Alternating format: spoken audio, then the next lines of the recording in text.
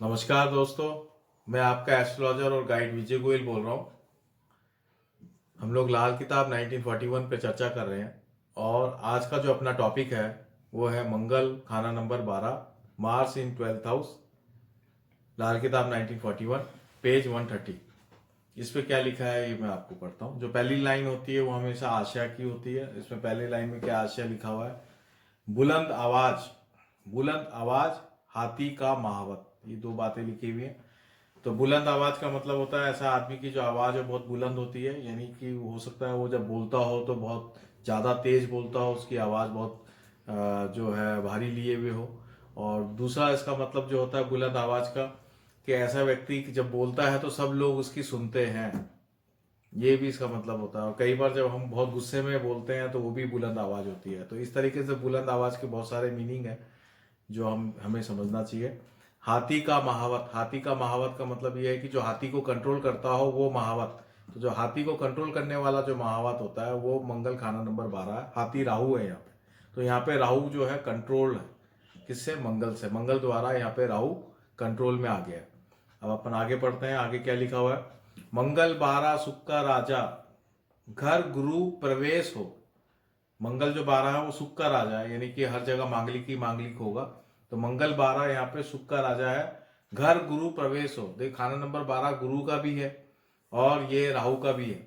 तो यहाँ पे राहु जो है मंगल के कारण कंट्रोल में है, तो यहाँ पे एक तरह से प्योर गुरु का है। राहु का यहाँ पे जो राहु की जो गलत नेगेटिविटी है वो यहाँ पे नहीं है, क्योंकि मंगल यहाँ पे आ गया है।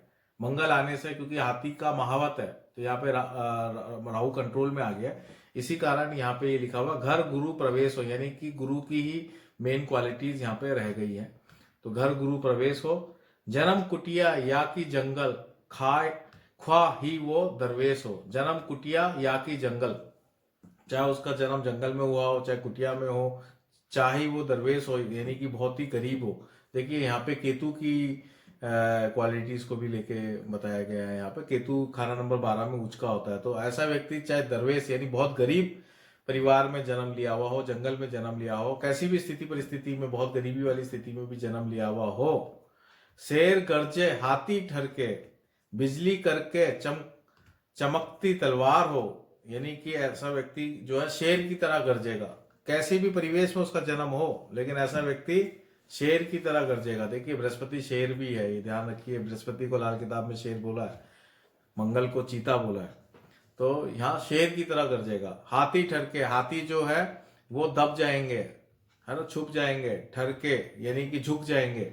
बिजली करके, बिजली की तरह कड़कने वाला होगा।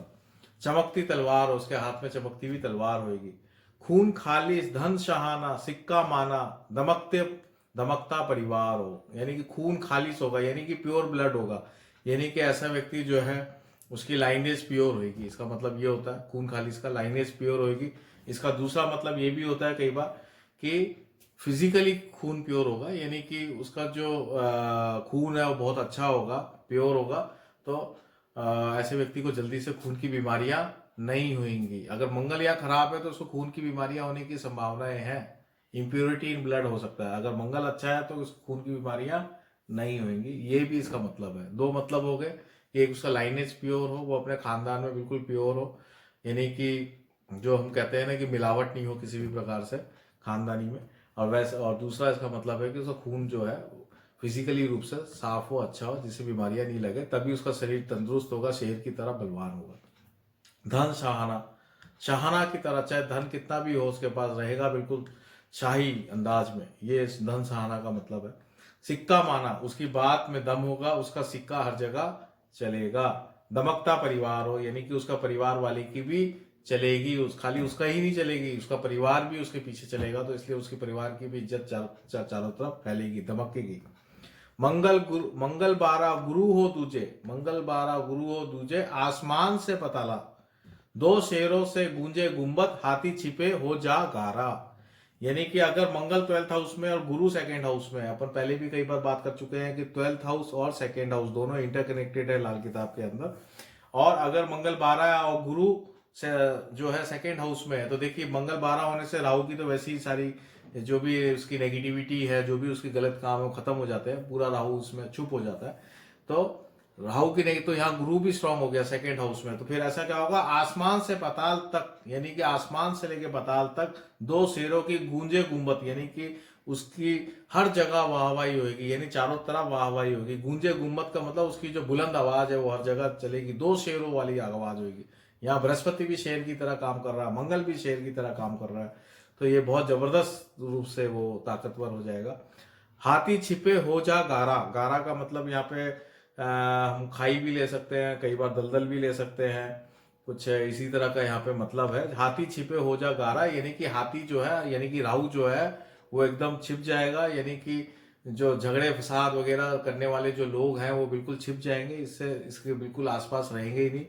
और हो जा गारा यानी कि कहीं ना कहीं या तो किसी गुफा में छिप जाएंगे, गारा का मतलब गुफा भी हो सकता है। तो ये इस तरह की यहाँ पे बात बताई गई है। केतु तीजे मंगल बारा, मच्छ मुहावन दोनों तारा। केतु तीजे मंगल बारा, अगर केतु थर्ड हाउस में है, मंगल 12th हाउस में है, मच्छ मुआविन दोनों तारा। मच्छ का मतलब ये जो मच्छ रेखा होती है यहाँ पे, हाथ के अंदर मच्छ रेखा होती है, तो मच्छ रेखा होती है उसके हाथ में, जिसके भी व्यक्ति के हाथ में मच्छ रेखा होती है वो दौलतमंद होता है, उम्र लंबी होती है। ये बहुत अच्छी रेखा मानी जाती है, लाल किताब में इसका बहुत कई जगह जिक्र है। तो केतु तीजे मंगल बारा, मच्छ यानी मच्छ रेखा होगी उसके हाथ में, मुआविन दोनों तारा, यानी मुआविन का मतलब जो लोग हेल्प करते हैं, हेल्प करने वाले लोग होंगे। इसके बाद दोनों तारा यानी दोनों इसके सपोर्ट में होंगे, यानी मच्छ रेखा भी उसके हाथ में होगी, सपोर्टर्स इसके हाथ में होंगे, इसके वाहवाही करने वाले लोग इसके पास होंगे।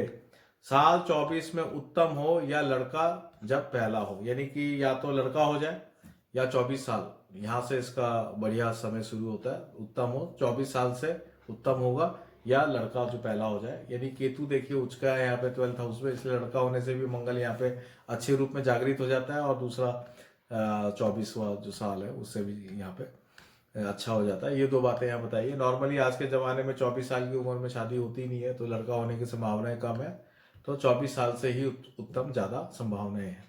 आगे बढ़ते हैं।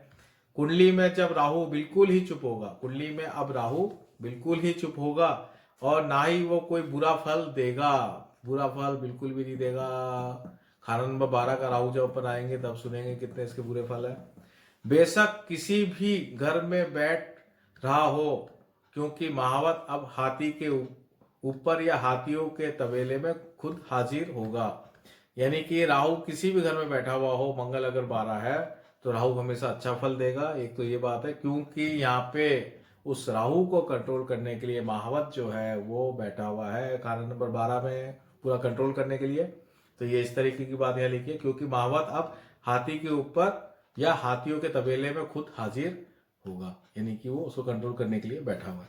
तो बहुत सिंपल सी बात ये बताई है कि खाना नंबर अगर 12 में मंगल है तो राहु कंट्रोल में है। एक बात जो खून खालिश को लेके बता रहा हूँ, तो जब भी हम किताब के अंदर किसी भी बात की या बहुत अच्छाई या बहुत बुराई की जाती है, तो उसका सेकंड जो अदर साइड ऑफ कॉइन है वो भी हमेशा ध्यान में रखना चाहिए। पंडित जी की लिखने में हमेशा खूबी रही है कि जब यहाँ पे खून खालिश लिखा है तो ये बहुत संभावनाएं हैं कि ऐसे व्यक्ति को खून की बीमारियां हो। अदर साइड ऑफ कॉइन की बात कर रहा हूँ, ऐसे व्यक्ति को बहुत जल्दी जल्दी खून की बीमारियां हो जाती हैं। एक कुंडली मुझे ऐसे याद आती है जिसके अंदर मंगल 12 था, और ऐसे व्यक्ति के हार्ट में होल था। तो हार्ट का होल होने से क्या होता है कि जो दोनों आर्टरीज हैं, जो एक शुद्ध खून लेके जाती है और जो विशुद्ध खून को लेके जाती है, वो दोनों आपस में मिक्स हो जाती है।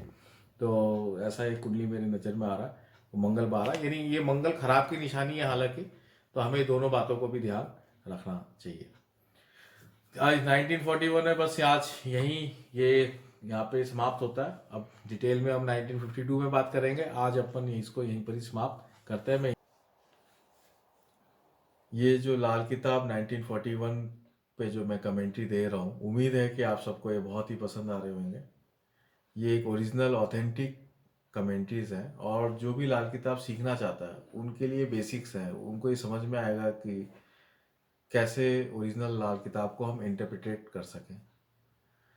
तो आप इस चैनल को, मैं चाहता हूँ कि आप इस चैनल को जो है सब्सक्राइब करें, लाइक करें, उसमें जो बेल का आइकन होता है उसको आप प्रेस करें, कमेंट दें। आप कमेंट बहुत ज़रूरी है, कमेंट देने से एक टू वे हमें कम्युनिकेशन का पता चलता है कि आपको ये पसंद आ रहा है नहीं आ रहा है।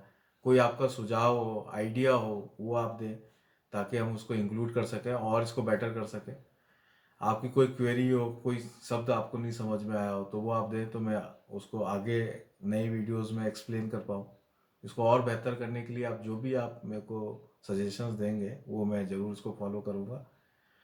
ज़्यादा से ज़्यादा जो जिज्ञासु लोग हैं उसमें ये फैले, इसलिए आप लोग इसको शेयर करें, ज़्यादा से ज़्यादा शेयर करें। जो लाल किताब सीखना चाहते हैं या जो ज्योतिष की बेसिक नॉलेज को समझना चाहते हैं, वहाँ पे आप अपने ग्रुप्स में, फेसबुक में, आपके जो भी सोशल हैंडल्स हैं वहाँ पे आप इसको शेयर करें, ताकि ज़्यादा से ज़्यादा जिज्ञासु लोगों के पास ये ओरिजिनल जो ऑथेंटिक कमेंट्रीज है वो पहुँच पाए। नमस्कार, जय हिंद।